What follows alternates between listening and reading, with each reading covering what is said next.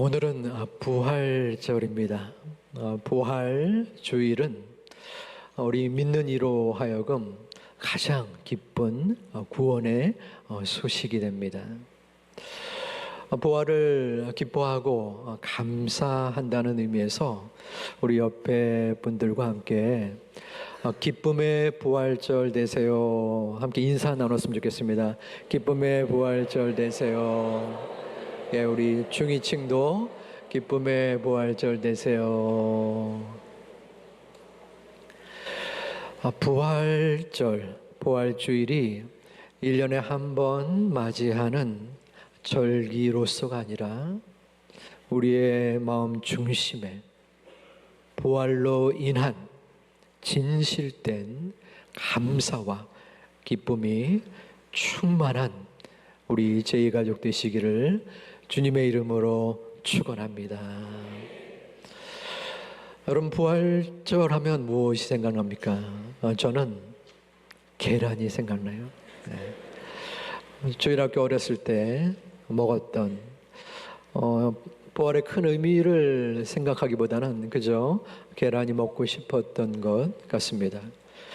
왜 부활절에 계란인가? 그 기원이 정확하게 나타나진 않지만 아마도 그 달걀, 계란을 깨고 나오는 생명이라는 그 의미가 담겨져 있지 않나 여겨집니다.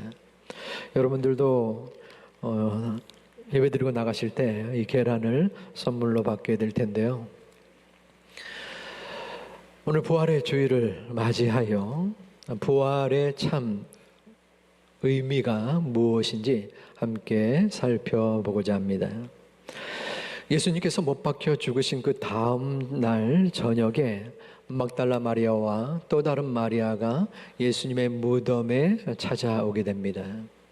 28장 2절과 3절에서 어떠한 기적적인 현상이 나타납니다.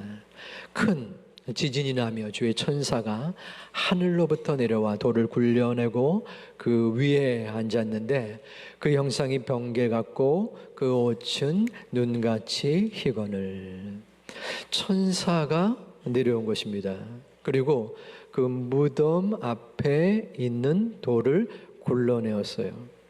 우리나라는 무덤이 산 기슭이나 또 평지에 있죠. 하지만 팔레스타인은 동굴이었습니다. 산이 많고 또한 돌이 많아서 그 무덤 안에, 동굴 안에 있는 그것을 막고 있는 돌을 떼어내었다는 것입니다.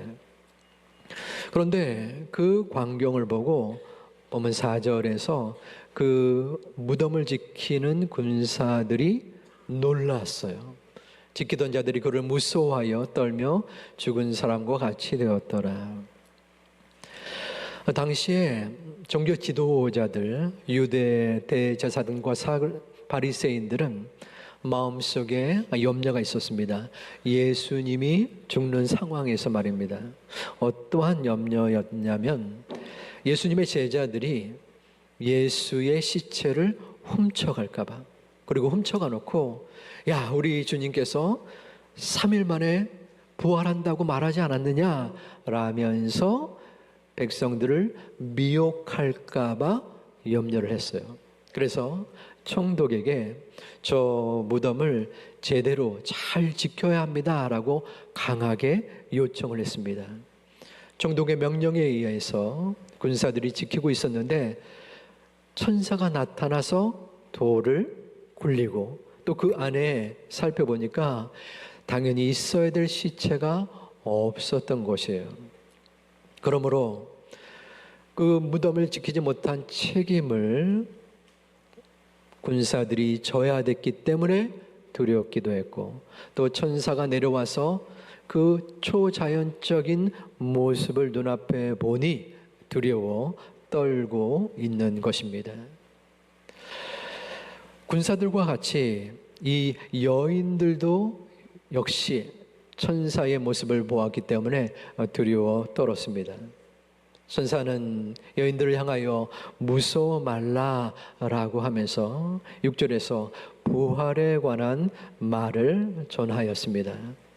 그가 여기 계시지 않고 그가 말씀하시던 대로 살아나셨느니라. 부활의 첫 선언이었습니다. 그리고 와서 그가 누우셨던 것을 보라. 여기서 보라라는 헬라어 이데테는 눈으로 보는 것이라는 뜻도 있지만 그 모습을 알고 깨달다라는 의미가 성경에 더 많이 쓰입니다. 즉 눈으로 보는 것을 통하여 그 예수 그리스도의 빈 무덤, 함께 있지 않고 부활하셨다라는 것을 알고 느끼고 깨달으라라고 지금 여인들에게 말하고 있는 것입니다. 여인들은 천사의 말에 의해서 그 무덤으로 들어갔습니다. 그런데 보여야 될 예수님의 시체가 눈에 보이지 않는 것이었어요. 사실 이 여인들은 예수님의 고난에 처음부터 끝까지 참여한 자들이었습니다. 예수님이 십자가를 지고 갈보리 산까지 갈 때에 함께 동행하였고, 십자가에 매달릴 때도, 그리고 마지막 숨이 끊겨지는 순간까지 지켜보았던 자들이 이 여인들이었습니다. 그러므로 헌신되고 충성된 자들이었죠. 하지만 그들은 아쉬움이 있었습니다. 어떤 아쉬움이었을까요?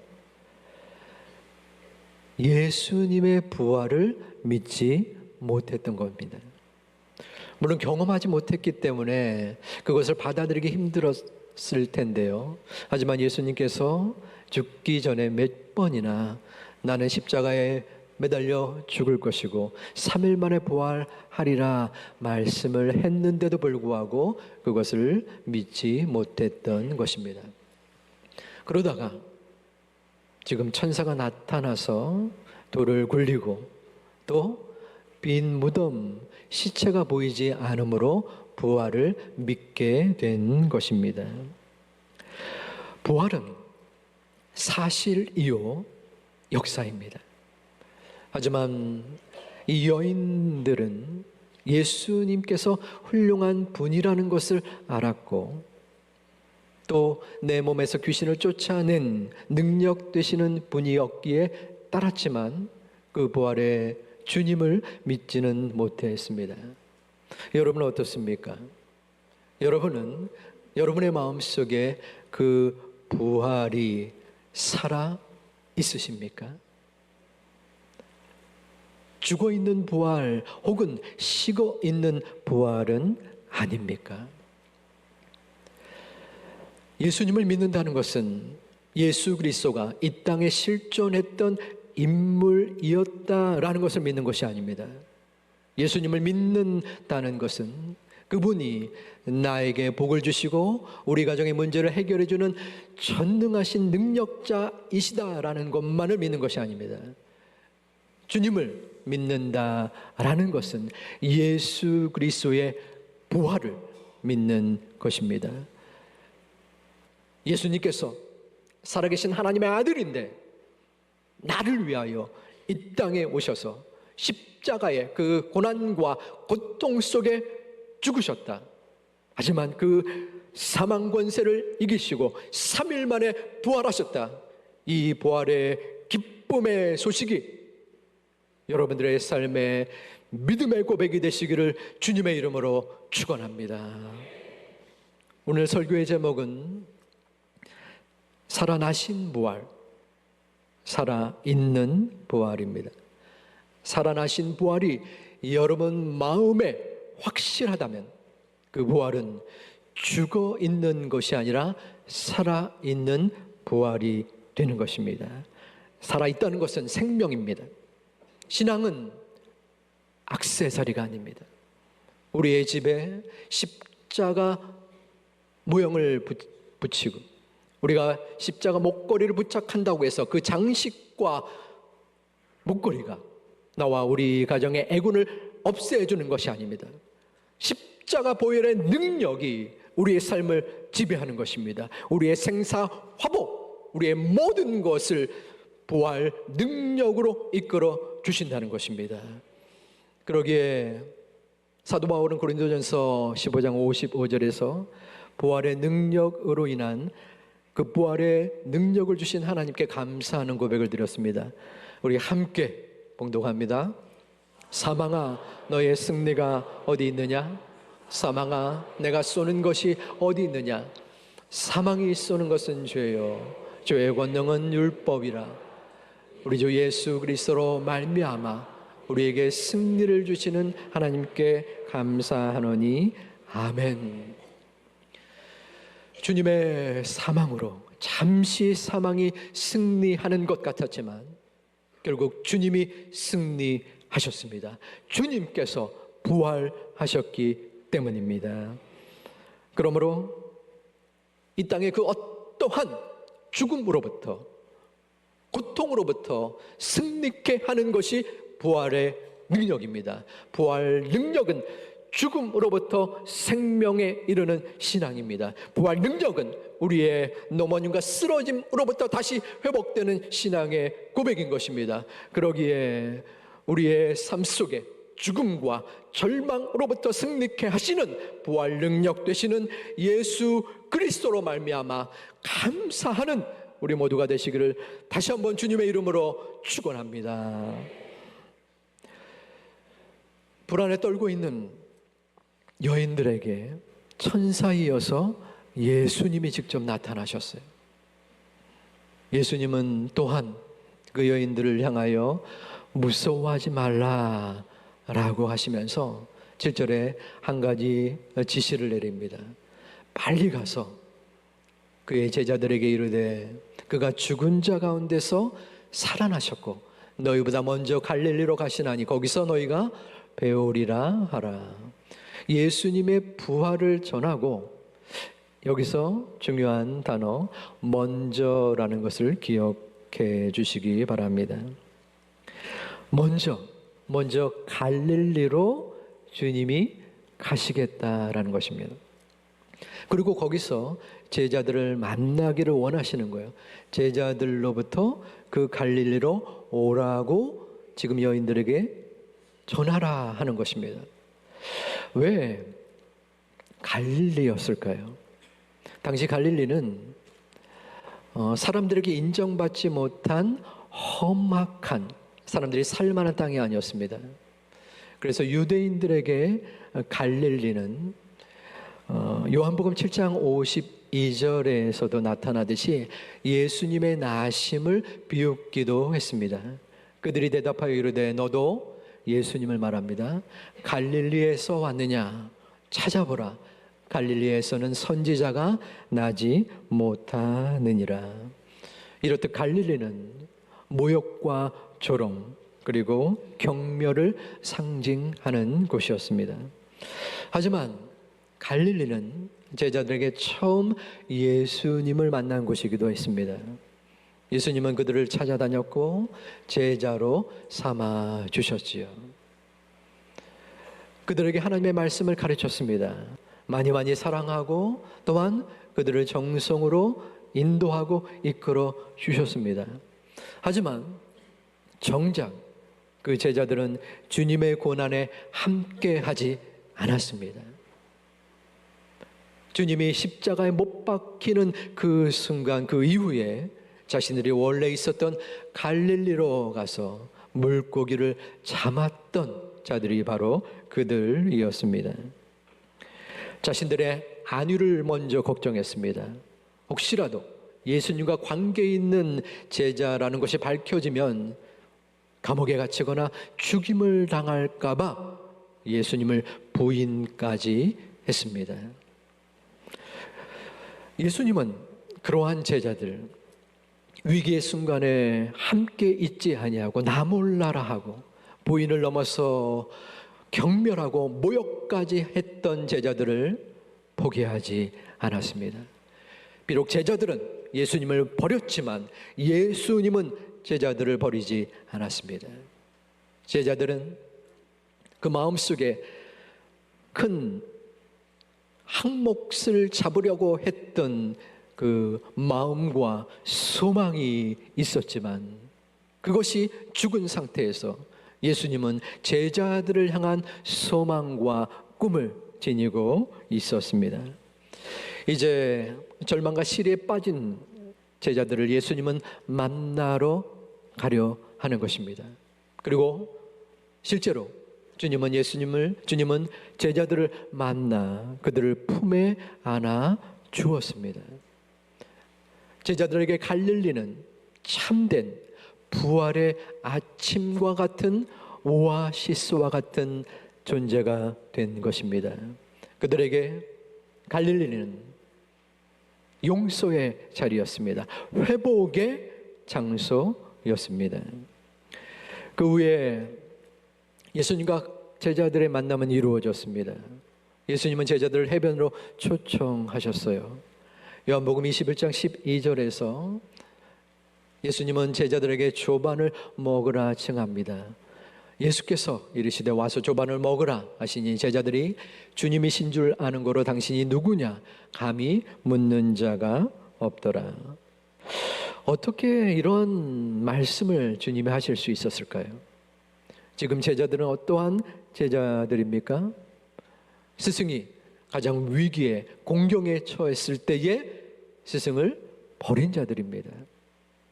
3년여 동안 그토록 가르치고 아끼고 사랑했던 자들인데 한순간에 자신을 나 몰라라 했던 배은망덕한 자들이었습니다. 그런데 만약 여러분이 예수님이라면 어떠한 마음이 들었을까요? 여러분들을 멀리 떠나보내고 여러분들을 참 마음으로 배신했던 그 제자들, 아마 저라면 배신감에 마음의 분노가 치밀어 올라서 그들을 한 대 쳐서 쓰러뜨리고 싶은 마음이 들지도 모르겠습니다. 하지만 주님은 그들의 실수와 실패를 받아 주셨습니다. 그들을 기다렸고 조반을 만들었고 그들을 감싸 안아 주셨던 것입니다. 어떻게 그럴 수 있었을까요? 왜 갈릴리였겠습니까? 제자들에게 갈릴리는 예수님을 만난 첫 사랑의 장소였습니다.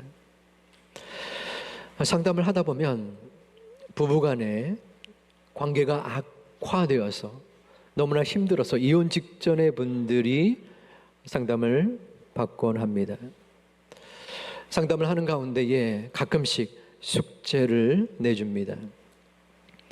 우리 두 분이 연애할 때 혹은 신혼 초에 자주 갔었던 그 장소에 가서 식사를 하고 데이트를 하고 오세요.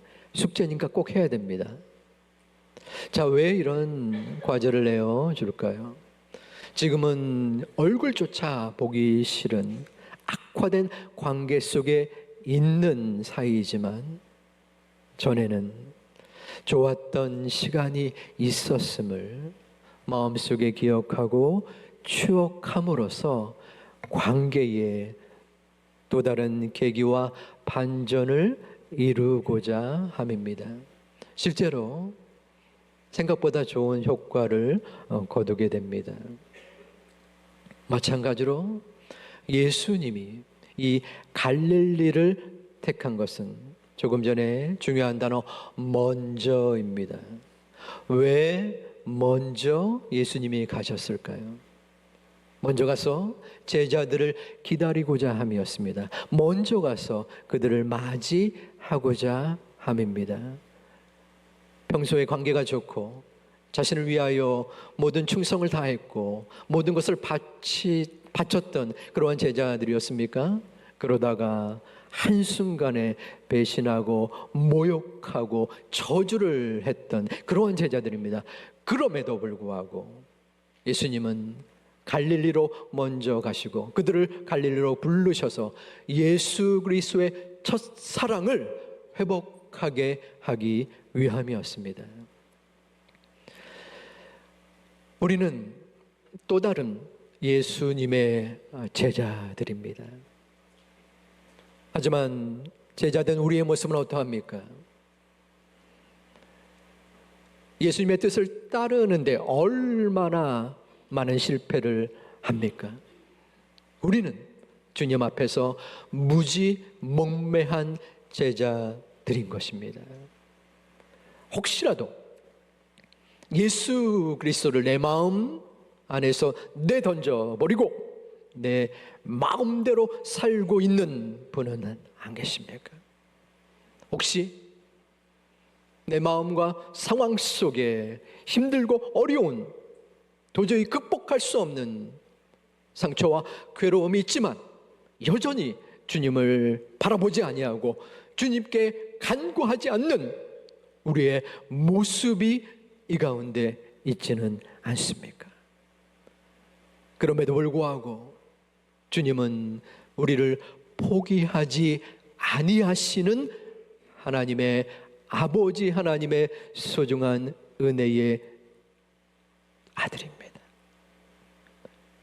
우리를 그냥 내버려 두지 아니하시고 우리를 다시 한번 저 갈릴리로 향하기를 소망하고 기도하고 계십니다. 우리는 인생의 갈릴리 안에서 여러 가지 갈릴리를 가지고 있습니다. 여러분, 주님을 처음 만났을 때 주님을 생각만 해도 내 마음이 기쁘고 눈물 흘렸던 그 시간과 그 장소는 어디였습니까? 내 힘으로는 극복할 수 없는 상황 속에서 주님을 의지함으로 인하여 주님께서 피할 길과 솟아날 길을 허락했었던 그때 그 장소는 어디였습니까? 각자의 갈릴리가 있습니다. 저 또한 인생의 갈릴리가 어디였을까 생각을 해보았습니다. 몇 군데가 떠올랐는데 아무래도 그 오랜 기간 7년여의 유학의 시간이었을 듯합니다. 저는 준비가 되지 않은 유학생이었어요. 그리고 그렇게까지 똑똑한 머리도 아니었습니다. 도저히 내 힘으로는 해결할 수 없는 그러한 시간들이 반복되었습니다. 깜깜한 동굴에 내던져져서 헤매이는 그러한 불쌍한 제 마음과 생각이 계속되었습니다. 어찌해야 될까? 빈 강의실에 무릎을 꿇고 한탄하며 울며 기도하기도 했고, 학교에 잔디밭을 걸으면서 하소연하듯이 읊조리며 하나님과 대화를 했던 적도 있습니다. 하나님께 의지하고 기도하는 가운데 주님은 헐벗고 굶주린 저에게 찾아와 주셨습니다. 주님을 만나고 주님이 나와 함께 하심을 믿고 의지하니까 공부가 문제가 되지 않았습니다. 공부가 문제가 아니라 주님이 나와 함께 하심으로 기쁘고 감사한 마음으로 지냈습니다. 그리고 하나님께서 생각할 수 없는 사람들을 통하여 또한 내 머릿속에 순간순간마다 지혜를 통하여 여기까지 올 수 있었음을 감사드립니다. 지금도 마찬가지입니다. 제가 지금 생각하는, 경험하는 여러 문제와 곤고함이 저에게 있습니다. 하지만 낙심될 때 저는 그 갈릴리를 마음속에 그리고 묵상하며 힘을 내어 보기도 합니다. 사랑하는 제2 가족 여러분, 여러분의 갈릴리는 어디입니까? 주님은 여인들에게 말씀하신 것처럼 우리들에게도 역시 말씀합니다. 무서워하지 말아라. 왜 두려워하느냐? 주님의 부활이 내 마음속에 있다면 그 주님께서 너를 붙들고 너를 이끌고 너를 결국 승리케 하실 텐데 무엇을 바라보고 무엇을 의지하며 불안하고 또한 걱정하느냐? 주님의 그 말씀에 우리는 다시 한번 우리의 마음을 붙잡고 주님께 향할 수 있는 우리 모두가 되기를 주님의 이름으로 축원합니다.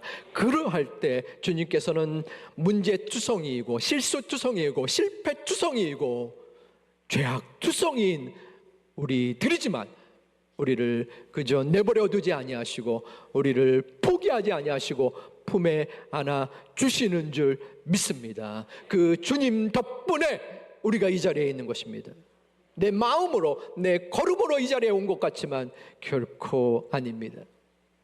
부활의 주님을 믿는 이 믿음, 그것은 내 능력이 아닙니다.